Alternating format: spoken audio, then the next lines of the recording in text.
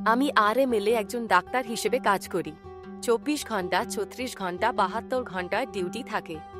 কতবার ভেবেছ এই উইলটাই লাস্ট, এইবার থেমে যাব? আর রাত 3টে বেজে গেছে, তারপর 4টে। কি করবে তুমি?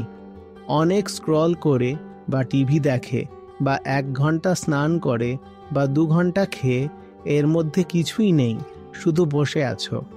এমনই। হ্যাঁ ভাই, আর 1 কাপ চা নিয়ে আয়। যখন বুঝেই গেছো কি ঠিক, তখন নিজেকে তাতে পুরোপুরি সমর্পণ করতে হবে, শতভাগ। এটা আর কি মিডিসের মতো অবস্থা। জামা পরা ভুলে গেছো, কাজে ডুবেছিলে, ফিরে গিয়ে শুধু মাটিতে পড়ে গেছো। কিন্তু কারণ হলো সেই বিষয় একটা দাম চায়, তাই সেটা মাত্র 1% লোকই পায়। বাকি 99% লোক যারা হারিয়ে গেছে বলে মনে হয়, তার মানে এই না যে তাদের জীবন খুব অর্থপূর্ণভাবে চলছে, বরং সম্ভাবনা বেশি যে তারা পুরোপুরি। নমস্কার আচার্যজি, আমার নাম রেণুকা। আমি RML-এ একজন ডাক্তার হিসেবে কাজ করি। আমি অধ্যায় 53 থেকে একটি উদ্ধৃতি বলতে চাই। তার শিরোনাম হল ইমার্সড অর লস্ট। আমাদের সঙ্গে অনেক সময় এমন হয় যে আমাদের টানা 24 ঘন্টা, 36 ঘন্টা বা 72 ঘন্টা ডিউটি থাকে, এবং যখন ডিউটি শেষ হয় তখন প্রায় প্র্যাকটিক্যাল পরীক্ষাও থাকে। এই সময়ের মধ্যে আমরা অন্য অনেক কিছু মিস করি, যেমন খাওয়া দাওয়া, স্নান করা কিংবা বাড়িতে কথা বলা। এই সব কিছুর জন্য সময় বের করা যায় না। তখন এই প্রশ্নটা প্রায়ই আসে পরিবারের দিক থেকেও, এবং যখন আমরা ওই ফেজ থেকে বের হয়ে আসি তখন নিজের দিক থেকেও, স্পেশালি পরিবারের দিক থেকে প্রশ্ন আসে, আর ইউ লস্ট? তাই আমি আরও জানতে চাই ইমার্সড অর লস্ট নিয়ে। দেখুন, যদি আপনি স্পষ্টভাবে ঠিক জানেন যে আপনি কি করছেন, আর সেটার জন্য আপনার জীবনের অন্য জিনিসগুলোর জন্য সময় পাচ্ছেন না,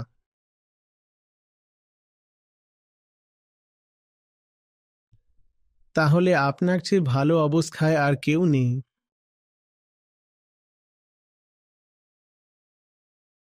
আপনি কি করবেন? অনেক স্ক্রল করে বা টিভি দেখে, 1 ঘন্টা ধরে স্নান করে বা 2-2.5 ঘন্টা ধরে খেয়ে সময় কাটিয়ে দেওয়া যায়। আপনার কাছে সময় অনেক থাকে, তো আপনি ব্রেকফাস্ট টেবিলেও 2 ঘন্টা কাটাতে পারেন।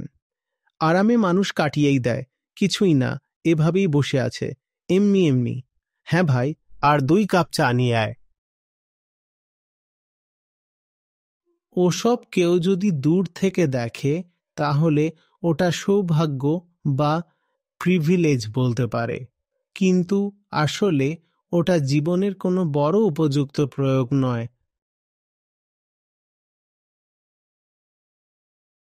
তার থেকে অনেক ভালো যে আপনি এমন কিছু পেয়ে গেছেন যা আপনাকে পুরোপুরি ডুবিয়ে নিয়েছে।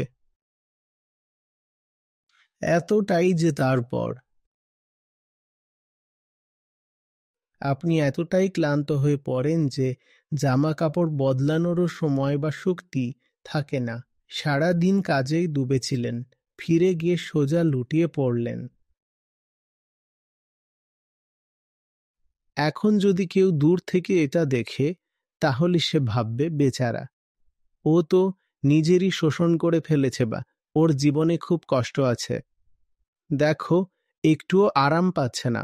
লোকেরা এটাকে বলবে কঠিন জীবন, কিন্তু এটা কঠিন জীবন না।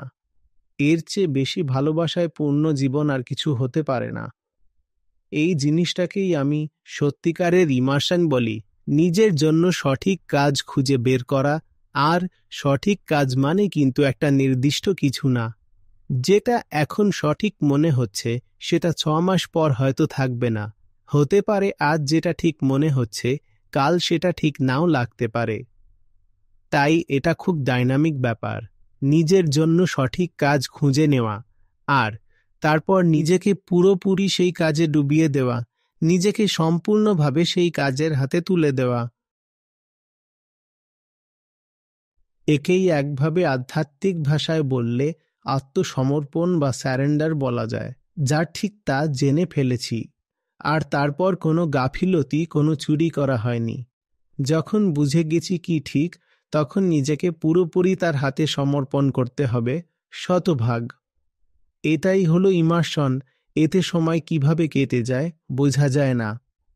আর অন্যদিকে আছে বিইং লস্ট, তাতেও সময় বোঝা যায় না। ওটা অনেকটা সেই রকমই হয় যেমন জেন জেড করে আসছে, যেমন রাত 12টায় তো শুয়েছিলাম। আর কতবার ভাবলাম এই রিলটাই লাস্ট, এইবার থেমে যেতেই হবে। আর রাত 3টে বেজে গেল, তারপর 4টেও বেজে গেল। এতে সময় কিভাবে কেটে যায় তা বোঝাই যায় না, কিন্তু এটাকেই বলছে বিইং লস্ট। দুজনের মধ্যেই একটা জিনিস সাধারণ, হ্যাঁ, তুমি বুঝতেই পারবে না কি হচ্ছে। কিন্তু যদি তুমি বুঝতে না পারো কি হচ্ছে, তাহলে 99% সম্ভাবনা আছে যে কিছু খুবই গণ্ডগোল চলছে। কারণ ইমার্শন এত সস্তা জিনিস না যে সবাই পেয়ে যাবে।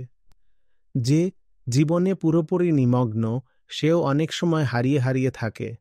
জীবনের অনেক কিছুর প্রতি তোমার অনুপস্থিতি অনুভব হবে। তুমি এটাকে অ্যাবসেন্ট মাইন্ডেডও বলতে পারো, ঠিক আছে তো? এটা আর্কিমিডিসের মতো অবস্থা, জামা কাপড় পরা ভুলে গিয়েছিল। ঠিক আছে? অথবা যেমন অনেক সাধক কবি ছিলেন, তারা তো গেয়েছেন, আমি তো ভুলে গেছি আমার পুরনো সত্তা, আমার নাম, পরিচয়, ব্যক্তিত্ব, আইডেন্টিটি সব ভুলে গেছি। সেই অবস্থায়ও মানুষ সময়ের হিসাব রাখতে পারে, না দুনিয়াদারি কিছুই মনে থাকে না। কিন্তু ও জিনিসটা একটা দাম চায়, তাই সেটা মাত্র 1% লোকই পায়। বাকি 99% মানুষের, যারা হারিয়ে গেছে বলে মনে হচ্ছে। তাহলে এর মানে এই না যে তাদের জীবনটা খুব অর্থবহভাবে কাটছে। সম্ভাবনা তো এটাই যে তারা পুরোপুরি অচেতন অবস্থায় আছে। একটা অচেতনতাও হয়, যেমন বাবা বুল্লে শাহের কফিতে বলা হয়েছে, আমরা হারিয়ে গেছি, প্রেমনগরের ভ্রমণ করছি, এরকম ধরনের হয়।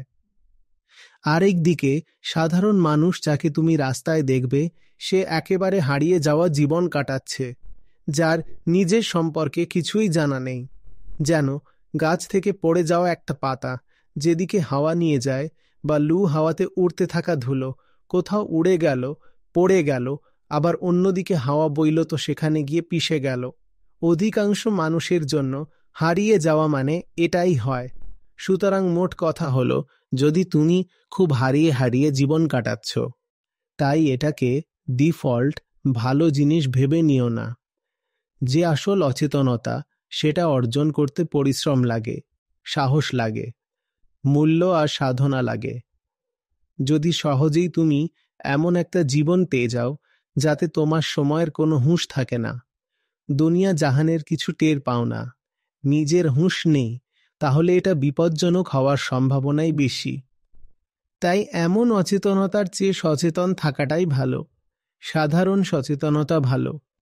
আর এই সাধারণ সচেতনতাই যখন বাড়তে থাকে, তখন তুমি নিজের জন্য সঠিক কাজ খুঁজে পেতে পারো, শুধুমাত্র সেই জাগ্রত অবস্থার কারণেই। আর তারপর নিজেকে পুরোপুরি সেই কাজে ঢেলে দিতে পারো।